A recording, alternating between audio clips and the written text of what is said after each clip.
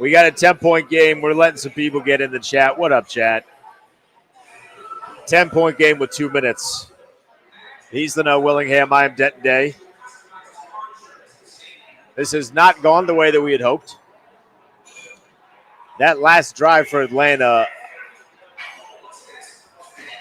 felt like some bailouts, felt like the defense was bailing Atlanta out, felt like the refs were bailing Atlanta out. There's a lot of things that we have some issues with that have taken place over the course of the game.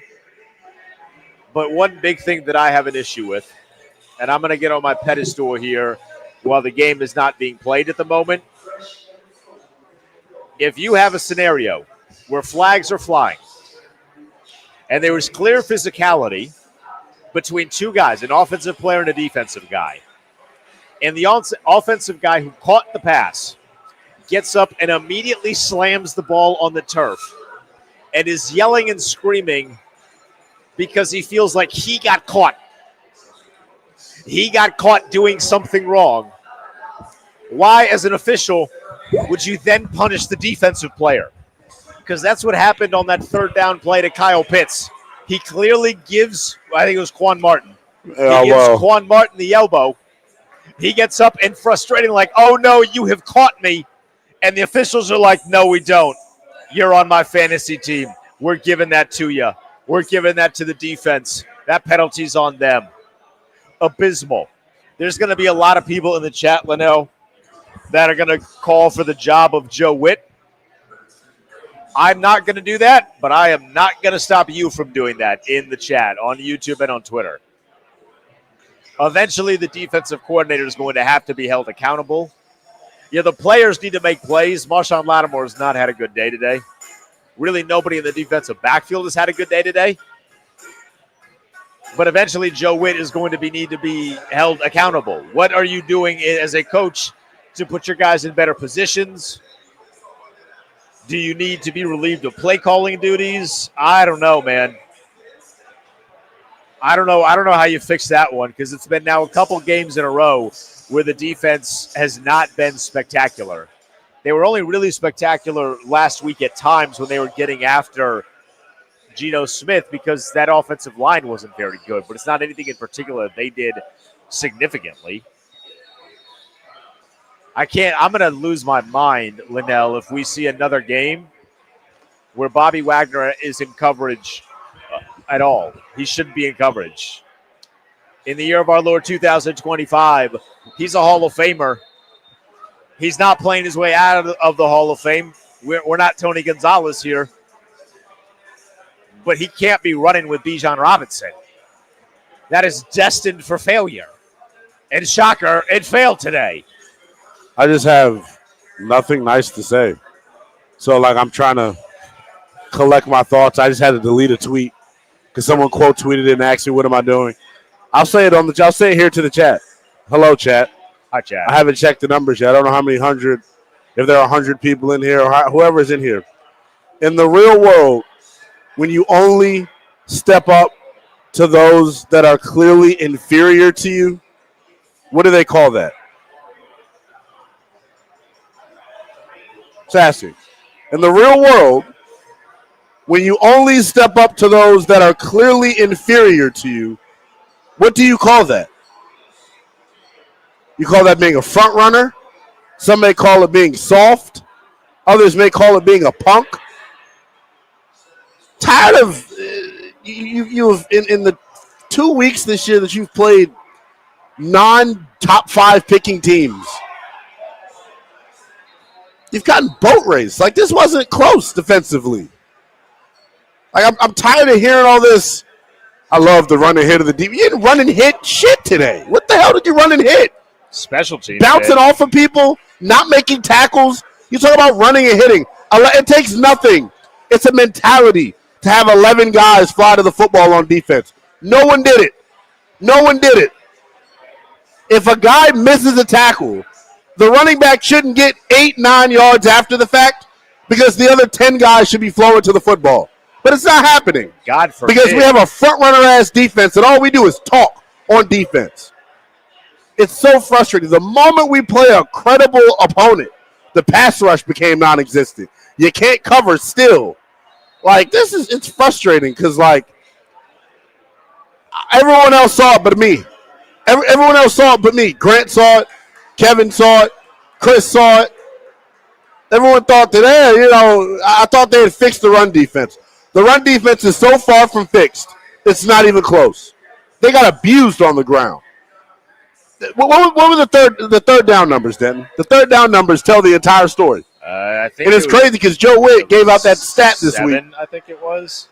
6 of 11. 6 of 11. There was 6 of 11 on third down. Their average yard to go was 3.8.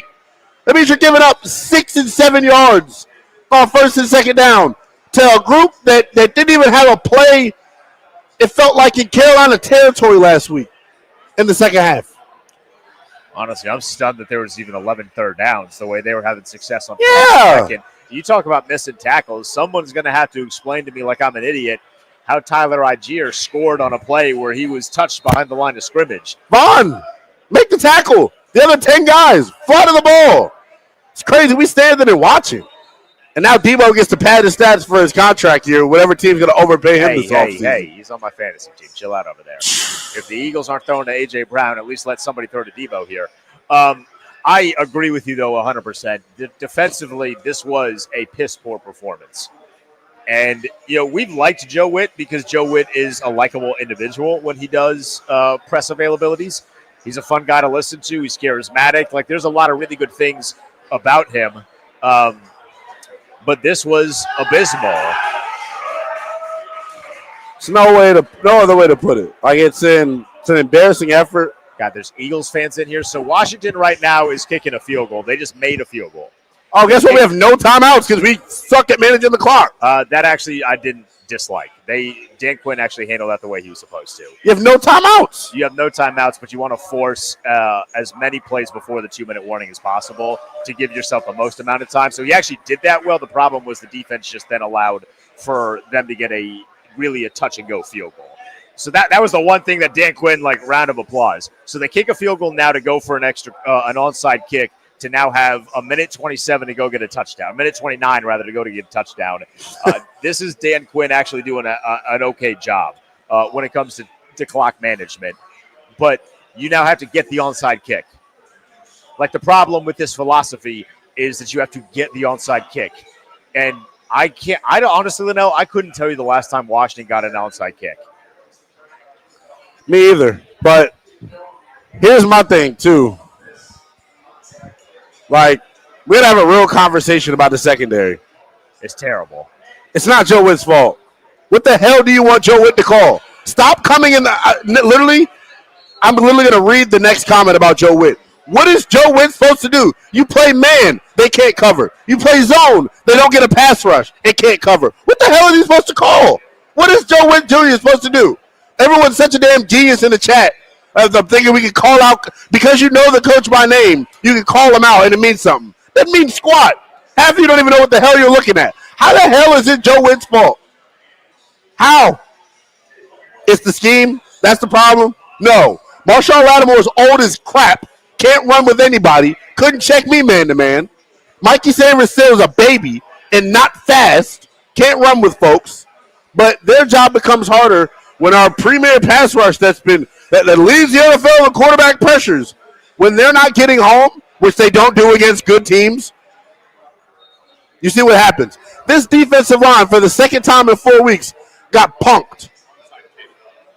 That's the last time an onside kick's been recovered? Yeah, it was 5 years ago. We haven't had an 4 years ago. It's since 2021. They didn't get the onside kick. Atlanta's going to run the clock out. Washington's going to fall to 2-2. They don't have any timeouts. They can't stop. They're going to fall to 2-2. So this game, we are officially now in post-game mode. You're right, though, Linnell. I don't understand. What the hell is Joe Witt supposed to do? I was late to the party with Marshawn Lattimore and people recognizing that Marshawn Lattimore is not very good, because I fell for it a little bit against New York. I thought they played well against New York. I thought he played well against New York. He got his lunch money taken today. They were targeting him. There was a point in time, this is going to sound crazy to those that aren't massive NFL fans that don't watch across the league. There was a point in time where Marshawn Lattimore was a top 5 corner. He was legitimately really, really good in New Orleans. I would give up a lot of things in my life to get that version of Marshawn Lattimore back. because he is very much not that. He can't cover deep. He can't cover short intermediate. I will say one of the big issues that I do have with Joe Witt in particular, like it felt like on third and shorts, like with that third down on that final drive for Atlanta, the final real drive, a big-time third down, Bijan Robinson is wide open. Yeah. He just runs a little like, I'm coming out of the backfield and I'm going to stop. He is wide open. They're playing like 8 yards off the line of scrimmage. It's 3rd and 4. That you can't do, but guys have to be better. Like Joe Witt is coaching for his job now the next couple of weeks. That is accurate because someone's going to fall on the sword. You can't just revamp your entire defensive backfield. If they could, they kind of tried to do that with the Marshawn Lattimore trade. But he's going to be the one falling on the sword. Guys have to make plays. They need to start playing for their coach. Yeah, I mean, it's just hard, man. When you're getting your ass whipped up front, and like let's not. We can talk about the secondary all day long. Michael Penix was untouched most of the afternoon. Dorrance Armstrong. We talked about you having a career high pressure rate to start the year. People stop talking about the game plan. They don't get home. They don't execute anything they run. Relied on a 4-man rush way too often on third down. I would love to go look at NFL Pro and the breakdowns of how much they blitzed on third down. Doubts that's the case. But here's the other thing. They're not good at blitzing. They can't blitz. They're not a good blitzing team. Our linebacker, we try to run around people instead of running through people. That's our problem. Jai God the myth. Wags on 7 is a fireable offense. Did you see what happened on the play? He got caught up in traffic because Bobby Wagner got influenced by whatever it was in front of him. That's on Bobby. Get out to your spot. Don't get caught up in traffic. You're a damn 15-year vet. You should know everything. I don't know. I don't know if there's a spot he could be in where I trust him running with Bijan Robinson. You just can't put him on Bijan Robinson. It's going to happen though. He's a linebacker. Who's he going to cover? Y'all talk about getting mad at him covering Bijan. He can't cover me. Maybe he shouldn't be playing all obvious passing downs. We heard all this about 58, Jordan McGee. Where the hell is Jordan McGee? Where's Caden Moderno? Like all this speed. Where's Ali Cahoe? Like where's all the speed at the linebacker position? Where's Tyler Owens? Surely one of these guys can defend a running back or a tight end because it wasn't just Bijan. He was on Kyle Pitts at certain points too. And like Kyle Pitts against a linebacker is going to be a win for Kyle Pitts. They need speed on defense. It feels like they don't have speed on defense. This is kind of what happens. The hands are tied in terms of roster building because Ron did such a shitty job for 4 years. And they made some trades, didn't have draft picks. These 1-year mercenary contracts suck, man. They suck. You don't have anyone to build around. You don't have a core right now on defense. Yeah. And that to me is very like if things go sideways, right? Things don't go well. Who do you actually want back on the team next year defensively? There's not a lot of guys. You can point to a bunch of different guys and say, I don't like any of them. I would like to upgrade here. If you don't have a core on defense, I don't know how you expect to play well. And when your quarterback gets hurt, because Jaden is so much better than Marcus, like so much better than Marcus. With respect to Marcus, he's a fine player, but he's not Jaden Daniels. When your quarterback gets hurt and can't bail you out on defense, you have what you had today. Yeah. Which is just not able to stop Michael Penix. He gave him the best game of his career. Not able to stop Bijan Robinson. I mean, if he didn't go, I don't have the numbers up. I'm pulling them up now, Linnell.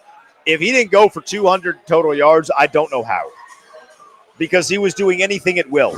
It felt like in the second half, this was a kind of performance where if Atlanta really, really wanted to, they could have named their score. And for whatever reason, they just decided to play a little bit more conservative, and it didn't really matter. It's just hard to come up with words to describe Bijan Robinson had 181 yards from scrimmage, 106 yards on through the air, and 75 on the ground. I'm pissed because I had him at 77.5 on the ground, and they started giving it to Tyler Algier, whatever. Explosives, you just don't stop anybody. Just gave up too many explosives. Like read the list of explosive plays. So it was Bijan Robinson run, a Tyler Algier run for 14 and 19 apiece. It felt like every Drake London play, if it wasn't an explosive play, it was a big catch on third down. Yeah, 43 yards. They just couldn't stop him. 43-yard explosive for him. Bijan had a 69-yarder. Pitts had a 26-yarder. It's too much, man. It's frustrating because, this is what everyone kept saying all week is This is going to be Atlanta's get-right game potentially, and so on and so forth. And they've got good weapons. I just think it's embarrassing to be the team that gives a lifeless group confidence. It's a bad, bad spot to be in, honestly. That's what Washington's defense has been for years. Yeah. They were just bailed out because they were kind of that last year too, which that's why people are so frustrated with Joe Witt, because we are told that the guys were so much better and that this was going to be the year, and then it hasn't been the year. Like some of those creative things. Remember the first 2 weeks of the season, they were doing this bit on third downs where everybody was standing, and it was so confusing for opposing quarterbacks. Haven't seen that one in 2 weeks. Yeah.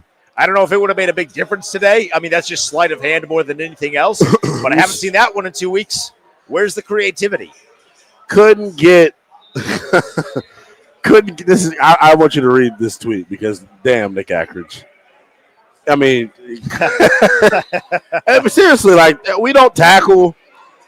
It's frustrating because, like, I thought things were fixed.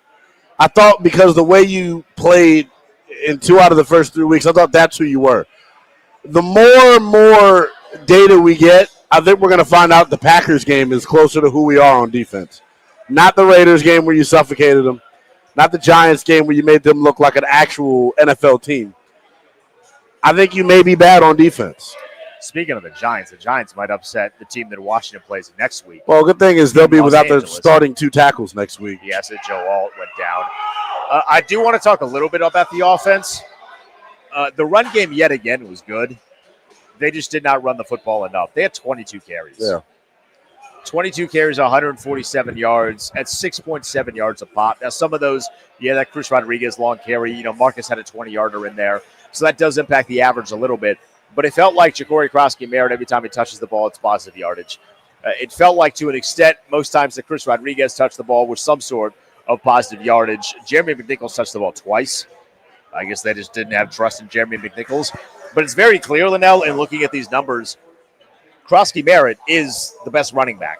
He's the most consistent running back. His numbers aren't inflated by a big-time run. I don't believe he has touched the ball more than 10 times in a game. Why is that? And if your argument is, well, he's not good at pass protection, my brother and sister in Christ, if you're good on first and second down, you don't really need your starting running back in massive pass protection spots. You just don't. Correct. If he's good enough to get you into third and shorts or potentially not even get to third downs, first, second reset, you're going to be okay. Give the ball to the best running back. He's clearly the best. He is the most agile. He has the best vision, jump cuts, runs through contact. Yeah. He's clearly the best running back. For the love of all that is holy, give him the football more. You cannot be in a position where you're only getting 7 touches. What is the point? And here's my other thing. You lack such pop on the perimeter that I'm now in a spot where I'm probably lining Bill up at wide receiver. I'm putting him in the slot. I'm lining him up as a wing. Football on offense is not hard. You just got to get your best players the ball. I think I tweeted it at a certain point, and then like 10 straight plays, it was Debo and Bill. Those are your most 2 dynamic weapons right now on offense when you're minus McLaurin. Just get them the ball. Find different ways. Screen. Direct snap. Do whatever you got to do to get them the football, because every time they touch it, Denton, Debo, 6 catches, 72 yards. Guess how many times you targeted him? 6 times. What does that mean? Get his ass the ball. I'm so tired. Like, we outsmart ourselves offensively sometimes. Like, Cliff, you had 22 carries. You're averaging 6.7 a pop. I don't give a damn. The game was never out of reach to where you had to go away from the run game, and none of your backs had 10 carries apiece. No back eclipsed 10 carries because you're not doing it enough.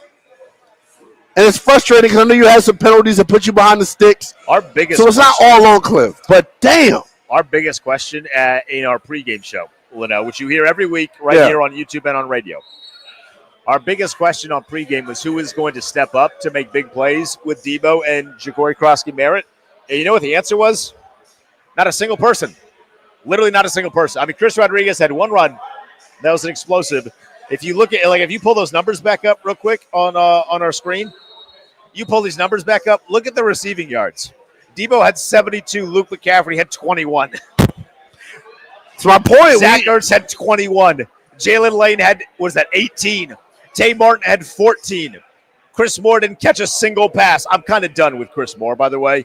That was such an egregious drop. I'm done. I get the DB made a play, but I love the number 19. I think the number 19 looks sick in burgundy and gold. That's just a general something about me that you should know. I love the number 19. I root for people that wear number 19. Why? I don't really know. I just think it looks cool.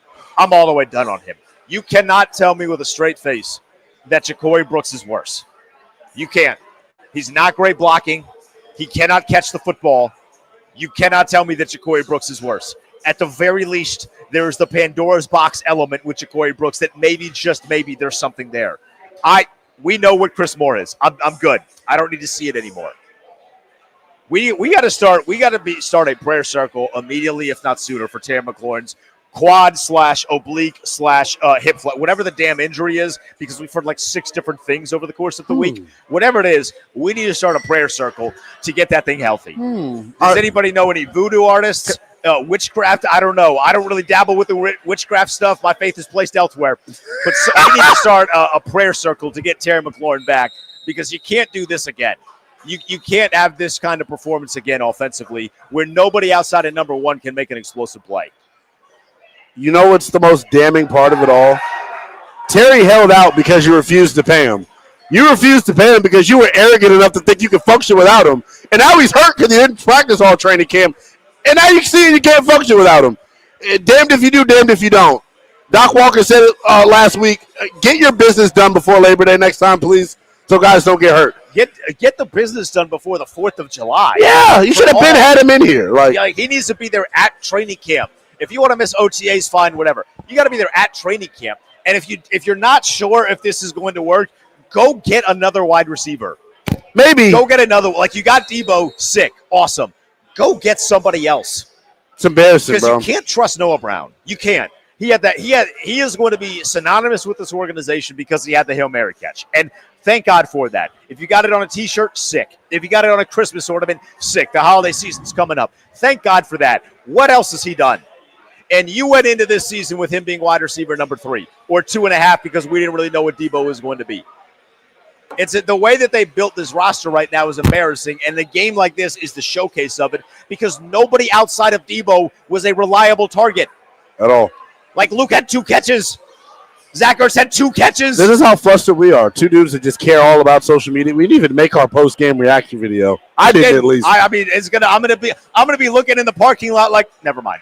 It's going to be embarrassing out there. I'm going to be full-blown crashing out in the parking lot because this team, they sold me a false bill of hope. False bill of hope because I was told they were going to be good on defense. They're not. I was told that even with or without Terry, they got guys. They're going to be creative. They're going to run the football, and they did not do that to a level that I thought was necessary. 22 carries, averaging nearly 7 yards a carry, and you didn't do it more. Point blank.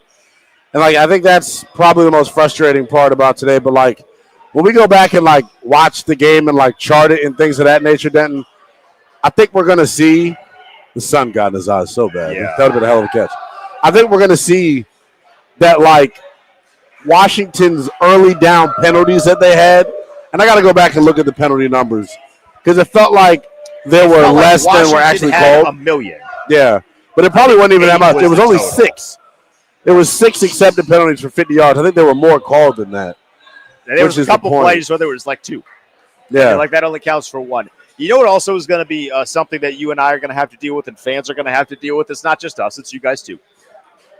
There are going to be people that say, well, they only lost by a score. So, what's the problem? Yeah. I would have just encouraged everybody to, watch the game. Did it ever really feel like this was just a 1-score game in the second half? Yeah. It felt like every time Washington made a big-time play, Atlanta would immediately respond. So it just felt like they were toying, the commercial. Oh, got to be quicker than that. Yeah, literally. Got to be quicker than that. So, I have the numbers from the third quarter. Just totally ugly. They were from Nikki Javala. I think Atlanta had nearly 200 net yards in the third quarter. 169 yards, 7 first downs in the third quarter. Just baffling. I don't even know if Washington had 7 first downs for the game. If they did, some of them came in garbage time. Yeah. I just don't know. I I just don't know what to do with the defense because it's like you're not getting new players, pal. Like you're stuck with who you have. Marshall Lattimore is not going to age in reverse, right? Quan Martin's not going to just turn into a good football player all of a sudden. That's the other thing we've done. Dan Quinn, remember, guys, when he consistently is talking about you, it's because he doesn't have confidence in you. They hyped up Quan Martin all damn offseason. Quan Martin, through the first 4 weeks, has been abysmal. Sorry, hadn't been good enough. Getting beat over the top, not making plays in coverage, missing tackles, getting ran over. Ashley Genty ran his ass over like 6 times last week. I don't know. Maybe I'm too emotional at the moment, and I'm not giving good analysis. I'm emotional. There is something in the chat that I feel like needs to be highlighted. It does feel like all those penalties came on passing downs. Because we can't cover. Was there a penalty on a run play? I don't know that there was for Washington. All of them were on passing downs because they can't cover. They're flipping hips the wrong way. They're grabbing jerseys. They're doing the prom pose. They're doing a litany of different things, and none of which are defending the actual pass. Some of it was officiating bailout. I didn't think the officials were great. That is not what cost Washington the football game, though. Defensively, they have to be better. When you come into the season with expectations of being a championship team, and this is both a blessing and a burden, and we're seeing the burden element of this now. When you come into the season with the idea that we are a championship-level team, and then you play like ass on defense through the first 4 weeks of the season, there's going to be a correct feel within the fan base that things are not going well. And it eventually is going to have to be more than just like podium talk. They're really good at podium talk. Dan Quinn's good at the podium. His presser today, I'm sure, is going to be great. Yeah. Joe Witt is good at the podium. On Thursday, can't wait for it. It's going to sound really good. Talkers. But you're going to have to defend. You're like actually going to have to take that podium talk and put it on the field. The team that you're playing is now looking for a get-right game next week because they just lost officially to the Giants. The Chargers fell 21-18. They are now in a position where next week is a get-right game for them the same way that Atlanta was. Now, according to Ian Rappaport, Jaden's going to be good to go next week. Thank God. The Lord is coming down and blessing us because clearly we need it. Here's the thing, though, pal.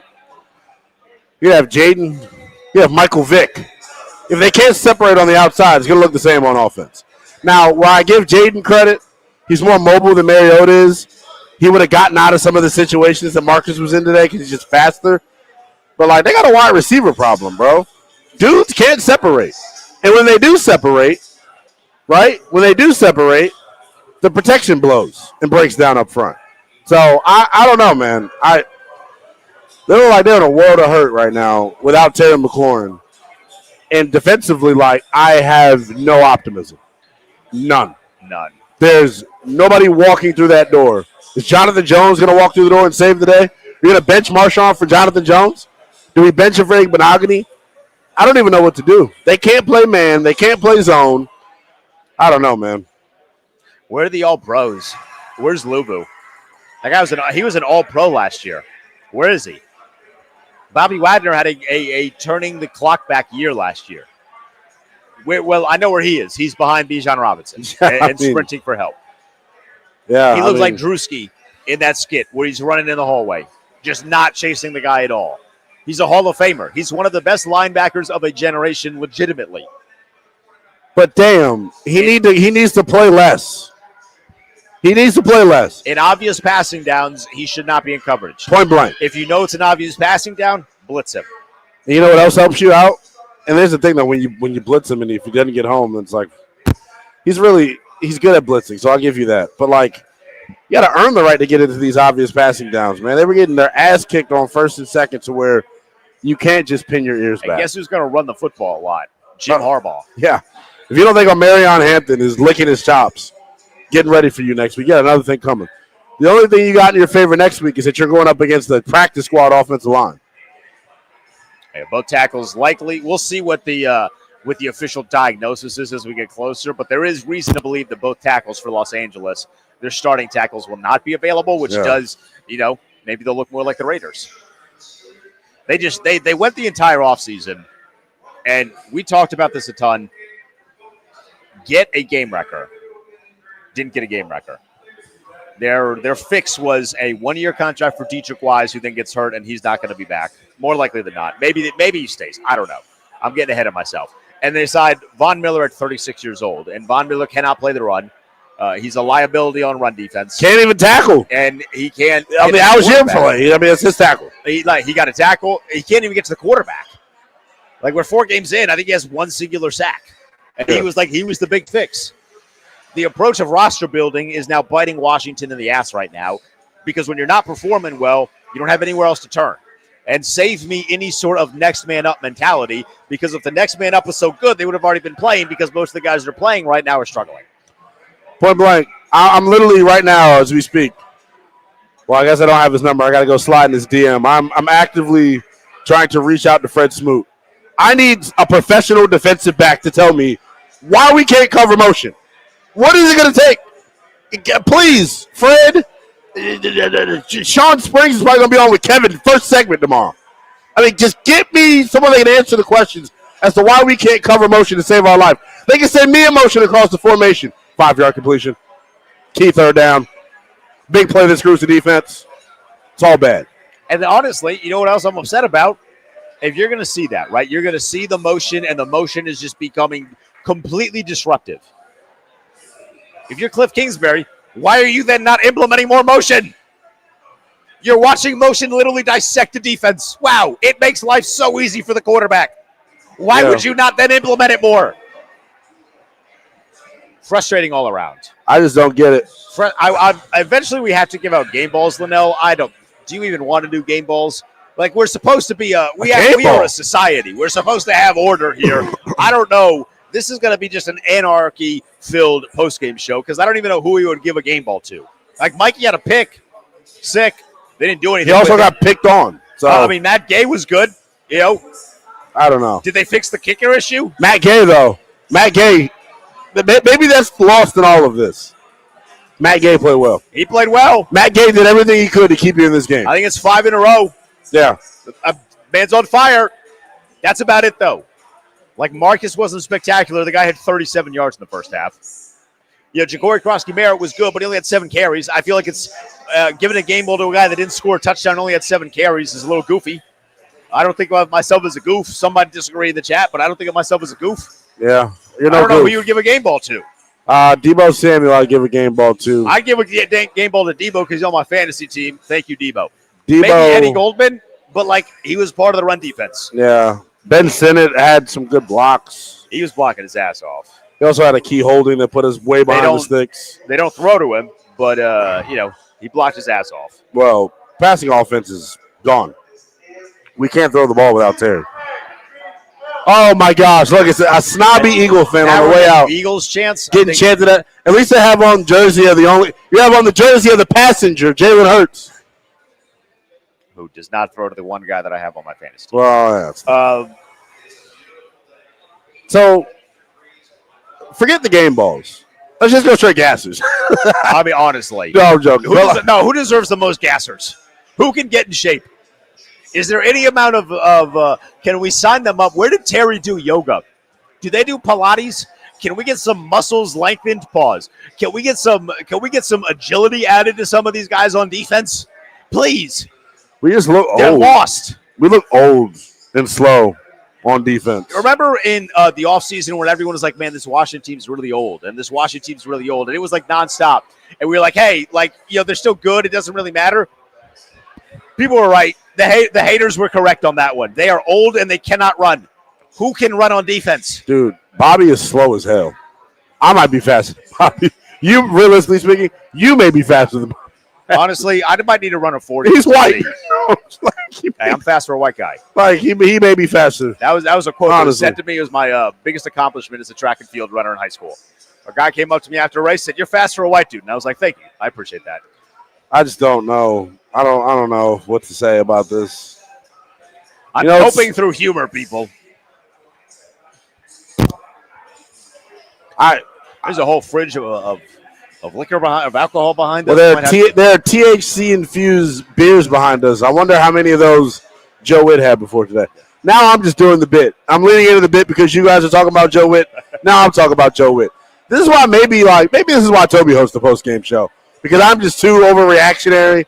I don't know what to say right now. Like, it is hard for me to, like, genuinely compile thoughts because, like, I just swore up and down. I made a whole post about it, about how we're so much better stopping the run. And then they come in here and put their foot up our ass. Oh. And the thing is, no one's coming to help. Would it feel better if Dan Quinn takes play calling duties? Like, would that make any sort of positive impact? The Eagles fan just told us to take care. You think he means that? You think that guy means what he said to us? I think he means you personally. Probably. He's like, don't break into that fridge behind you. Yeah. You guys got to drive. That makes this all worse. Would it be any? Is it any sort of difference? Is there any comfort in the idea of Dan Quinn taking over play calling? Because he was really good at that in Seattle.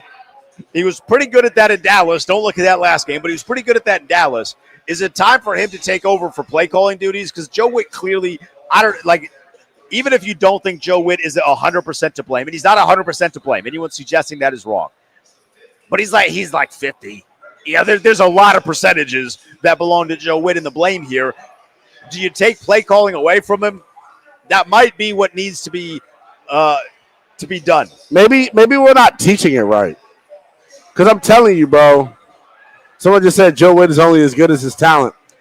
I agree with that. You only have one real corner out there, I think. I think it's Trey Amos. And it's the rookie. It's the guy that's only played 4 NFL games. It's kind of how I'm looking at it. I just don't know, man. We're in a rough spot on defense because it only gets more difficult in terms of the passing offenses that you play. You all talking crap about Dallas, about how Dallas is this, Dallas is that.